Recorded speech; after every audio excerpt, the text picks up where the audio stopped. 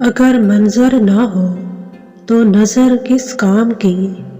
اگر معاشرے میں باضمیر پیدا ہو گئے تو مردہ ضمیر ویسے ہی روپوش ہو جائیں گے۔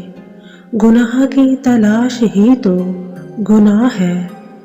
جس دل میں حضور صلی اللہ علیہ وآلہ وسلم کی یاد ہے وہ ہمیشہ بے قرار رہے گا اور جائے قرار بہشت کے علاوہ کیا ہے؟ سب سلامت تو ہم سلامت۔ ممکن ہی نہیں کہ کوئی شخص مقرب الہی ہو اور انسان کی محبت سے محروم ہو۔ یہ دعویٰ شیطانی ہے کہ ہم صرف اللہ سے محبت کرتے ہیں اور انسانوں کی محبت سے کوئی سروکار نہیں۔ دولت عزت پیدا نہیں کرتی، دولت خوف پیدا کرتی ہے۔ گانے والے کا سوز قلوب کو زندہ کر دیتا ہے۔